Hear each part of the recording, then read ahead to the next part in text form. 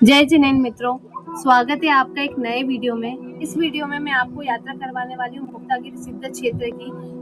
नया साल की शुरुआत हो गई है और हमने सोचा नए साल की शुरुआत इससे अच्छी क्या हो सकती है कि अगर हमें और हमारे दोस्तों को, हमारी फैमिली को एक सिद्ध क्षेत्र की यात्रा करने मिल जाए। और इसके साथ साथ आपको देने वाली जानकारी कि आप यहाँ तक कैसे आ सकते हैं, भोजन की क्या व्यवस्था है, रुकने की क्या व्यवस्था है। साथ ही साथ अगर आप मुक्तागिरी आते हैं तो आसपास कौन से ऐसे और तीर्थ है जिसको आप कवर कर सकते हैं। तो ये सब जानकारी चाहिए तो इस वीडियो को भी अंत तक जरूर देखना। चलिए इस मंगलमय यात्रा की शुरुआत करते हैं और आपको भी देते हैं इस सिद्ध क्षेत्र का दर्शन।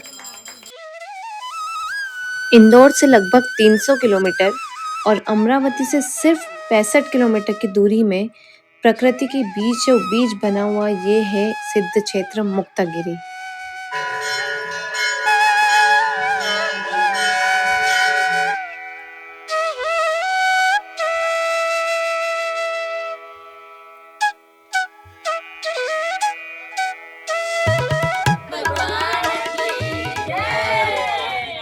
ये है मुक्तागिरी सिद्ध क्षेत्र की धर्मशाला। यहाँ पर रुकने के लिए बहुत ही अच्छी व्यवस्था है। बहुत सारे रूम बनाए गए हैं जहाँ पर आप कॉल करके पहले से ही रूम बुक कर सकते हैं। इसके साथ साथ यहाँ पर 2 भोजनालय भी हैं। यहाँ पर धर्मशाला के पास ही बना हुआ है मुक्तागिरी का मेन मंदिर और साथ ही साथ यहाँ पर महाराज जी और माता जी के रुकने के कक्ष भी हैं। ओम जय पारस देवा। शाम में भगवान की आरती होने के बाद यहाँ पर मुक्तागिरी की हिस्ट्री के बारे में एक शॉर्ट वीडियो दिखाया जाता है।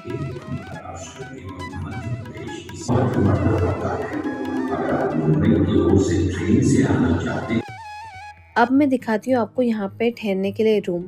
ये है एक बड़ा सा रूम जहाँ पर 2 सिंगल बेड लगे हुए हैं। साथ में बीच में पार्टीशन भी दिया गया है। आप इसको खोल सकते हैं या फिर बंद ही रह सकते हैं। ये है यहाँ का दूसरा रूम और यहाँ पर साथ ही साथ प्लेटफॉर्म दिया गया है। जब महाराज जी या माता जी आते हैं तो चौके भी लगा सकते हैं। साथ ही में सबसे आखिरी में वॉश एरिया दिया गया है। ये रूम के चार्जेस 1000 रुपीज से स्टार्ट होते हैं। पहाड़ों के बीचों बीच बसा हुआ ये एक ऐसा सिद्ध क्षेत्र है जहाँ से कई संतों ने मोक्ष को प्राप्त किया था। दूसरे दिन की सुबह होते ही नीचे के मंदिर में दर्शन करके हम चल दिए पहाड़ की वंदना करने के लिए। यहाँ पर कुल मिलाकर 56 मंदिर हैं। हमने पहाड़ की वंदना करना स्टार्ट कर दिया है। सबसे पहले आता है मानस्तंभ, जिनमें विद्यासागर जी आचार्य श्री का जीवन परिचय भी लिखा हुआ है और यहीं से वंदना स्टार्ट होती है। तो चलिए करते हैं साथ में इस सिद्ध क्षेत्र की वंदना। इस सिद्ध क्षेत्र की प्राकृतिक सुंदरता की जितनी तारीफ की जाए उतनी कम है। बहुत ही सुंदर प्रकृति की गोद में ये बना है तीर्थ। इतना अच्छा लग रहा है अभी। और यहाँ पर अप्रॉक्स 250 सीढ़ियाँ हैं जिसको चढ़ना होता है।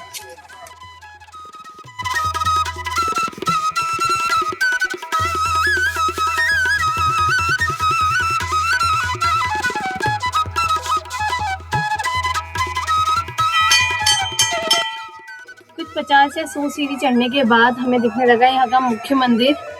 और अगर आप मेरे पीछे सुन ही रहे होंगे तो पूजा भी चल रही है। तो चलिए जल्दी चलते हैं। बहुत ही अच्छा लग रहा है। भाव यहाँ पर आके जो बनते हैं ना, वो मैं आपको व्यक्त नहीं कर सकती। लेकिन चलिए आपको मंदिर के दर्शन करवाती हूँ। तो फ्रेंड्स, इधर ऊपर है 1 से 4 नंबर का मंदिर और यहाँ है 5 से 9 नंबर का मंदिर।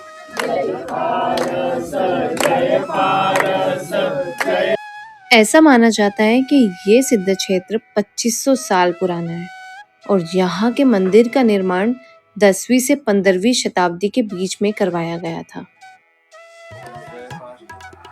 की जय हो। भूलिए नहीं कदा।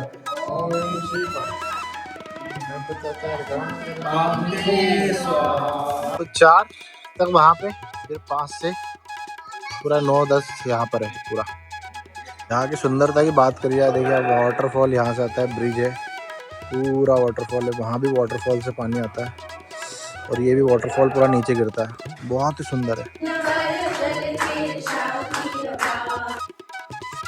इस क्षेत्र का सबसे ज्यादा आकर्षण का केंद्र है मंदिरों के बीच में से बहता हुआ यहाँ का झरना, जो कि मानसून सीजन में बहुत ही सुंदर लगता है। ये है मेनगिरी गुफा, अब चलते हैं हम अंदर। ये है यहाँ की 10 नंबर की सबसे प्राचीन गुफा।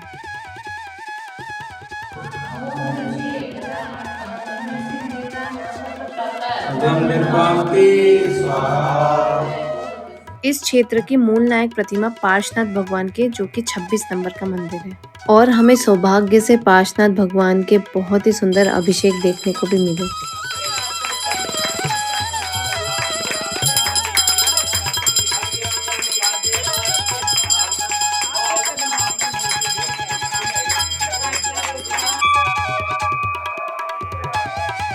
इस क्षेत्र के मंदिर कितने प्राचीन हो सकते हैं, इसका अंदाजा आप इन छोटी छोटी सी सीढ़ियों और छोटे मंदिर के दरवाजों से लगा सकते हैं।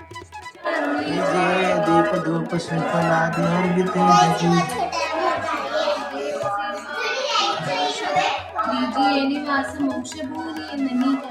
ओम नमः श्री पार्श्वनाथ जिनेन्द्र नगपत प्राप्ताय धम निर्मामिति स्वाहा। जय हो जय हो। ओम वीर श्री चंद्रा प्रभु जिनेन्द्र साक्षात मुक्तागिरी सिद्ध क्षेत्र में उनके पावन चरणों में जलादि अर्घम निर्मामिति स्वाहा। हमारी ये यात्रा और भी स्पेशल बन गई है क्योंकि ये हमारे नन्हे से बेटे की पहली तीर्थ यात्रा है। बोलो मुक्तागिरी सिद्ध क्षेत्र की जय। नीचे से मंदिरों के दर्शन करने के बाद आपको जाना होता है यहाँ की सबसे ऊंची टोक पे, जो कि शिखर जी की टोक है।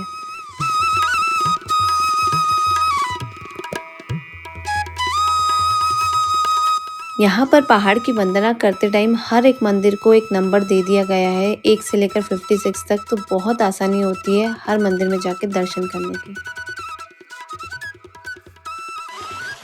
तो अभी हम आ गए हैं 31 नंबर से 34 नंबर की टोक पे, जो आप मेरे पीछे दिख रहे हैं।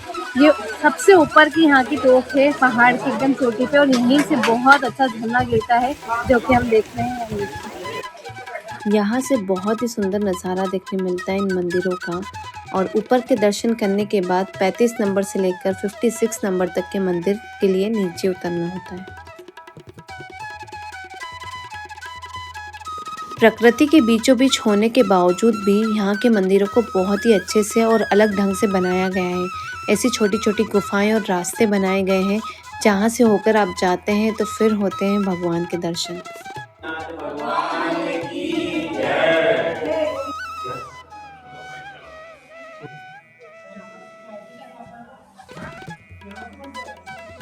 यहाँ पहाड़ की वंदना करके और हर मंदिर में दर्शन करने के बाद एक अलग ही सुकून मिलता है। क्षेत्र की जय। आनंद की जय।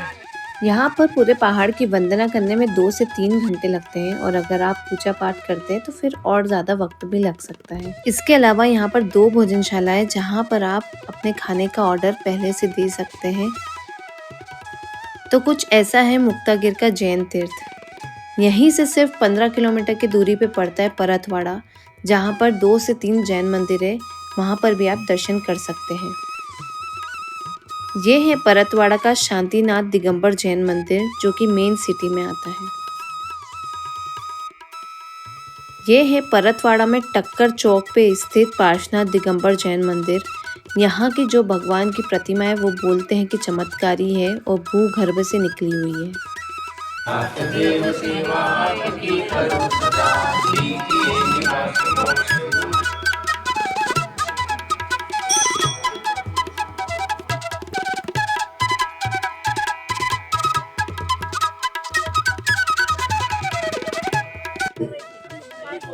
अर्घ्य समर्पित कर रहे हैं। इसी मंदिर से 2 किलोमीटर पे आता है सुल्तानपुर का दिगंबर जैन मंदिर, जहाँ पर आप दर्शन कर सकते हैं, लेकिन मंदिर बंद होने की वजह से हम दर्शन नहीं कर पाए। परतवाड़ा में दर्शन करने के बाद आप जा सकते हैं दूसरे अतिशय क्षेत्र भातकुली। मुक्तागिर से 70 किलोमीटर दूर और अमरावती से सिर्फ 20 किलोमीटर दूर ये है एक अतिशय क्षेत्र भातकुली। ये है भातकुली का जैन मंदिर जो कि सिटी के बीचों बीच बना हुआ है। यहाँ पर भी आप फोन करके रूम बुक कर सकते हैं या फिर आप डायरेक्ट ऑफिस में जाकर भी रूम ले सकते हैं। है यहाँ की धर्मशाला और अभी आपको दिखाती हूँ यहाँ के रूम्स।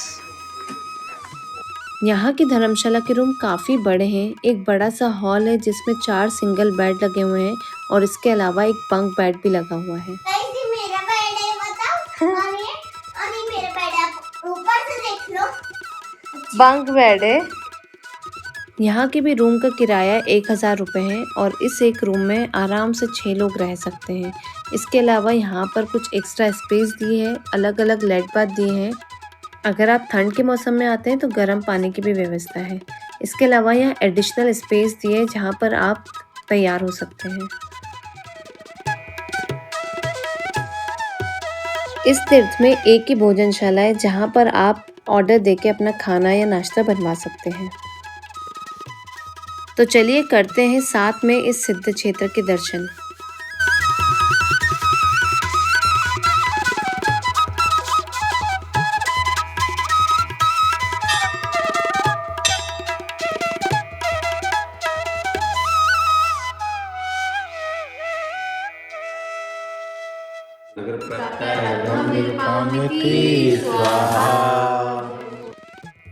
भातकुली का ये दिगंबर जैन मंदिर सिटी के बीचों बीच बना हुआ है और यहाँ पर भगवान की बहुत ही सुंदर और बहुत ही प्राचीन प्रतिमाएं भी है।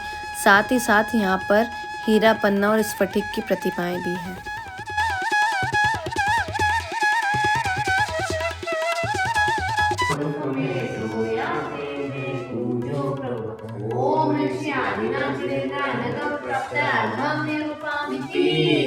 बोलो आदिनाथ भगवान की जय हो। ये महाराज जी की रहने की व्यवस्था है और यहाँ पे बहुत ही सुंदर शिखर बना हुआ है। भगवान की जय हो।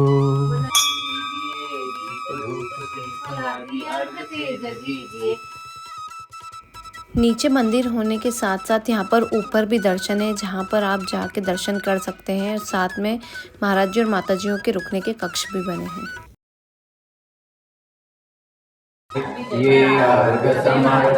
करके मेरे देव शास्त्र गुरु को ध्यान।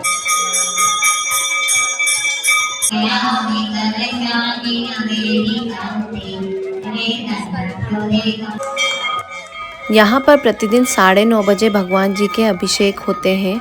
अगर आप अपनी तरफ से अभिषेक करना चाहते हैं तो धोती पंछी की व्यवस्था होती है, उसे पहन के आप अभिषेक कर सकते हैं।